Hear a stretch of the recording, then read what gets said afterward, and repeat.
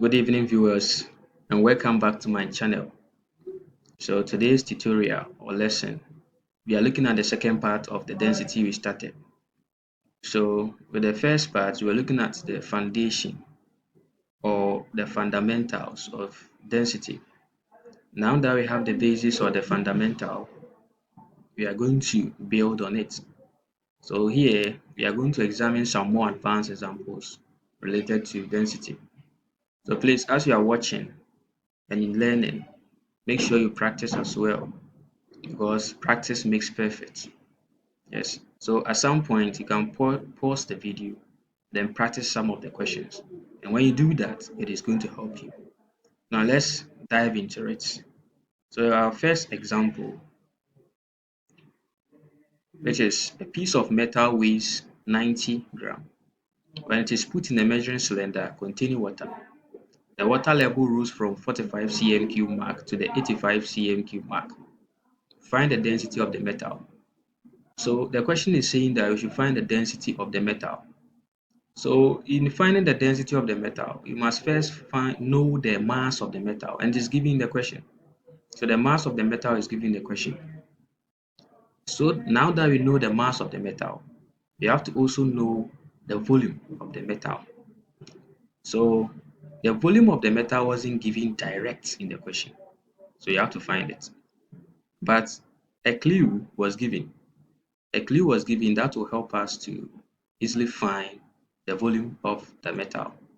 So the clue given was that there was water in a measuring cylinder, and initially the volume of the water was 45 cm cube.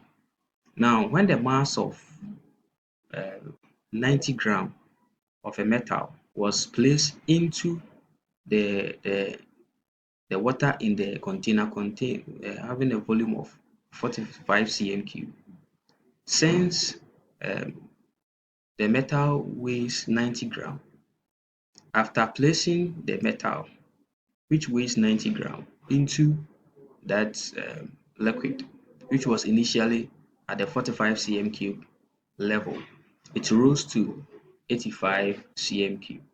So it means that when the metal was dipped into it, something happened. So we want to find the volume of the metal because initially it was 45 cm cube, but it rose to 85 cm cube. That means that this metal is occupying a particular volume there, and that is the volume we want to find now. So if you want to find the volume of that, then it means that you have to subtract the initial volume from the final volume. Now, when you subtract the initial volume from the final volume, now you are going to get the volume of the metal. So I am considering V1, which is the initial level of water or the initial volume of water. So V1 is equal to 45 cm cube.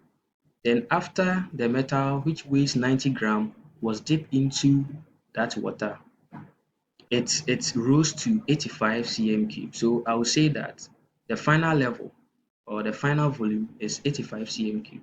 So if I want to know the volume of the metal, then I have to take the initial volume of the water from the final volume of the water after the mass was dipped into it or the metal was dipped into it. So in doing this means I'm finding the volume of the metal. So the volume of the metal after subtracting the initial one from the final one gives us 40 cm cube. So now that we have the volume of the metal to be 40 cm cube, we can now substitute it into our formula. So you know density is always given by our mass over our volume. Now we are finding the density of this metal. So the density of the metal. So we must know the mass of the metal, and the mass of the metal is given to be 90 gram. And then the volume of the metal after doing your subtraction is now 40 cm cube. So you substitute it here. So the mass is 90 gram and the volume is 40 cm cube. I wrote this here for you to know that this was done before we got the volume of the metal. So after doing that, I have 40 cm cube and that is here. So when you punch 90 divided by 40, you get 2.25 gram per centimeter cube. So gram per centimeter cube, and this is the pair. You can bring it here, you can write it like this. So this is how the first question is solved. So we are going to try more examples on that. So let's look at the second question too and see how to go about it. So the second question or the second example, it looked like the first one. Yes. So you can pause the video and try this second example. So a piece of stone weighs 90 grams. When put in a measuring cylinder, the water level rose from 40 cm cube mark to the 70 cm cube mark. Find the density of the stone. So you have find the density of the stone. So initially, the level of the water was 48 cm cube. So I am naming it V1 to be our initial level of water. Then after the stone was dipped or placed into it, it rose up or it rose to 78 cm cube. So that is the final level of water, and I'm naming that one V2. So if I want to get the volume of the stone as we did before, then I'm going to take the initial volume from the final volume. And after taking the initial from the final, I get 30 cm cube. So this 30 cm cube represents the volume of the stone. Since you want to find the density of the stone, then you have to find the volume of the stone. Then we have already been given the mass of the stone. So you quote the formula once again. So mass of stone, density of stone is equal to the mass of stone divided by volume of stone. And the mass of stone is 90 grams. That was given in the question. So you substitute it here, 90 grams. Then our volume of stone now is 30 cm cube. Then you replace it there. When you divide 90 by 30, you get 3. So the density of the stone is 3 gram per centimeter cube. Since the mass was in gram, the volume is in cm cube, we have gram per centimeter cube. Now let's try our last example.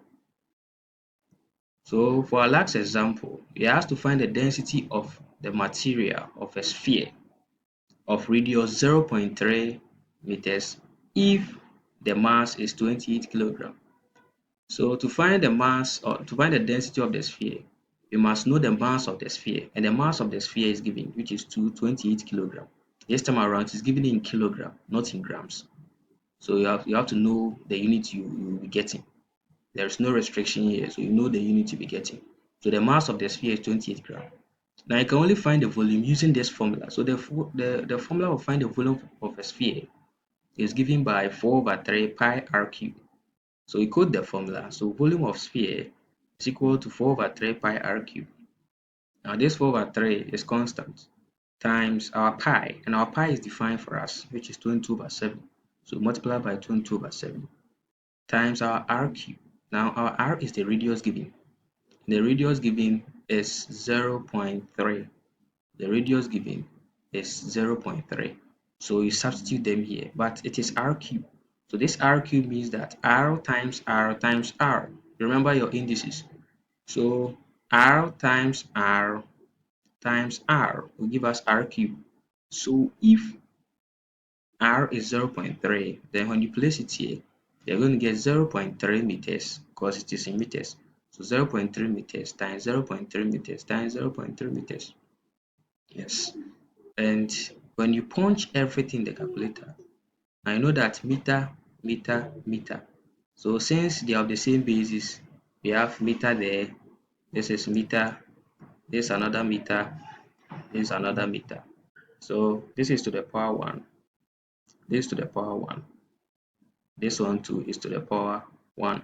So we pick 1 meter.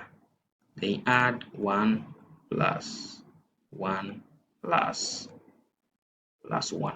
So you get meter cube. So that is what you are getting here. And that defines the volume. Because you know volume is the 3-dimensional space occupied by matter.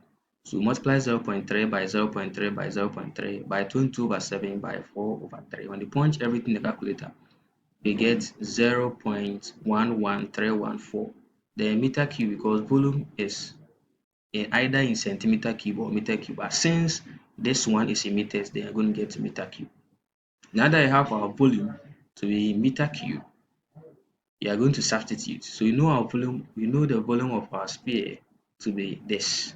So it is better when you get a decimal like this, you can leave it in 5 decimal places or 4 decimal places, and that will make you get an accurate answer.